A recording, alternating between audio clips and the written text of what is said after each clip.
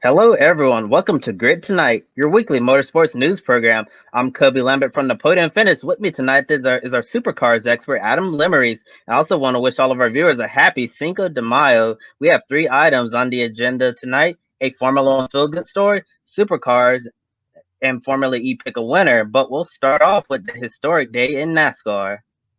On Tuesday afternoon, NASCAR officially unveiled the highly anticipated Next Gen Cup car in Charlotte, North Carolina. NASCAR is labeling the new car as the rebirth of stock. After seeing the 2022 Chevrolet Camaro, Ford Mustang, and Toyota Camry, they certainly did not lie to us at all.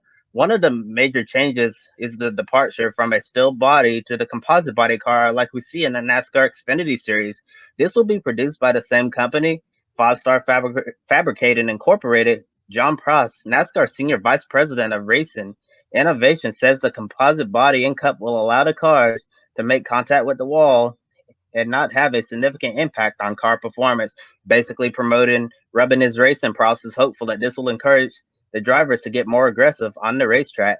Adam, we know stock car racing is a contact sport, beating and banging on short tracks of Martinsville and Bristol, scraping the wall, riding the high line at Homestead, or getting a Darlington stripe. How big is the potential of the next gen car? This is a very big potential for NASCAR. As a fan, I really enjoyed seeing all three cars being debuted earlier today. I think it could bring more fans into the stands, more international fans from across the globe, and and we could also see some more potential drivers from other forms of motorsports coming and trying NASCAR. Over the years, we've seen a lot of Formula One stars like Juan Montoya, um, supercars winner Marcus Ambrose, Jacques Villeneuve, among others. Could it happen again? Sure.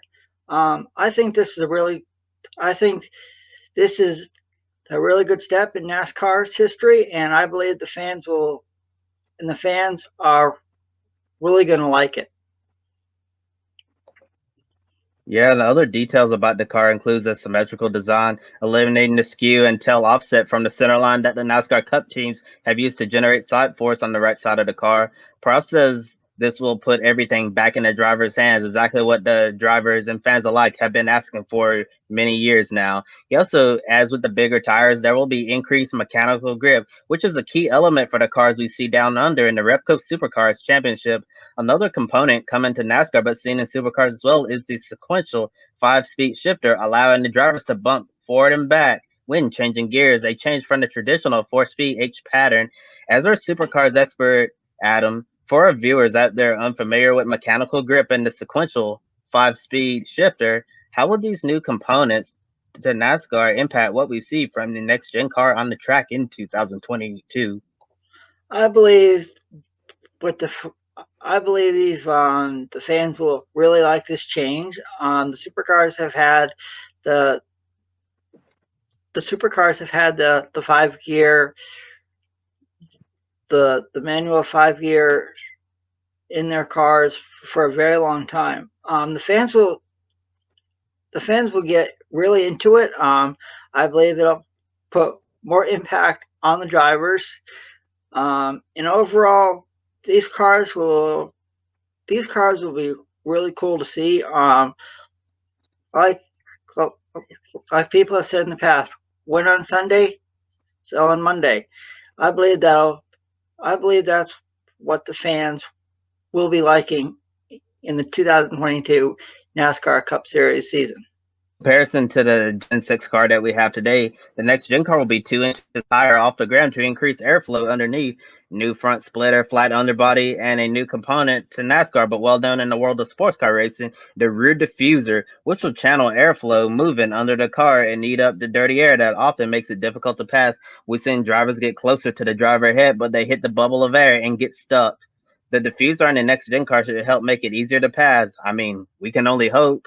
And when it comes to safety, the car will feature energy absorbing foam bumpers in the front and rear. Reinforced tubing will change to a rectangular design, a departure from the current circular model, while keeping the roof flaps to decrease the chances of cars lifting off the ground. There will also be a new lower mounted diffuser flap. for safety purposes. Additionally, increased connectivity and in-car cameras in every NASCAR Cup car with the next gen that will certainly give a better look at what's happening behind the wheel and add a new perspective to the broadcast as well.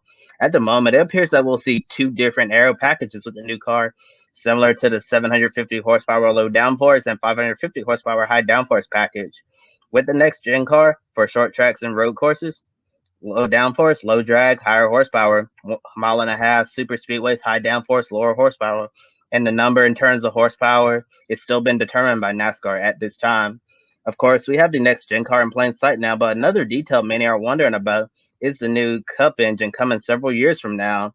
NASCAR President Steve Phelps said it's still on the table when it comes to adding some form of electrification to the new engine. There could be several options on the table with the hybrid technology, especially when you look at a potential V8 hybrid engine or something that might seem a little radical to the NASCAR fan base, a V6 hybrid motor.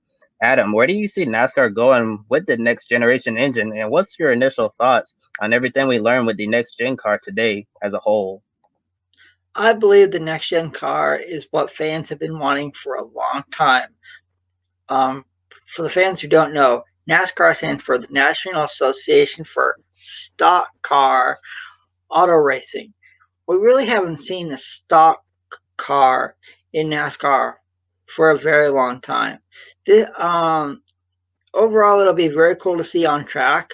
And regarding one other thing that the supercars has that NASCAR is going to have is one lug nut on each tire. The supercars have had it for a long time, for a very long time now, and I believe this will put more emphasis on the pit crews to make sure that each lug nut is secure.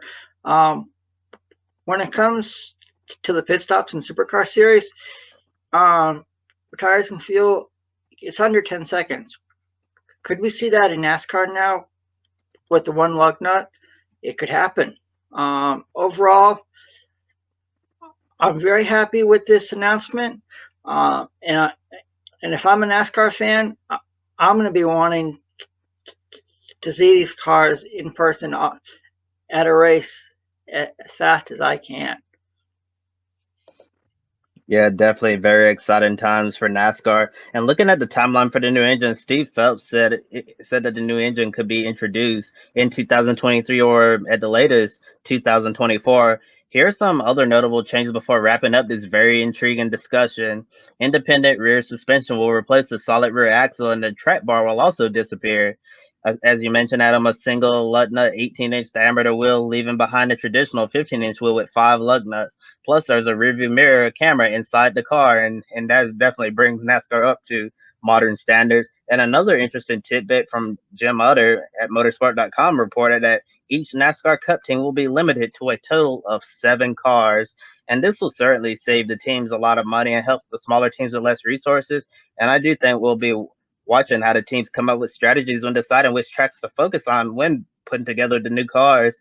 For example, one team might decide to build a super speedway car for Daytona and Talladega, then another one at the mile and a half, then a road course car, a short track car, and then 3 other cars to decide which track you're going to focus on.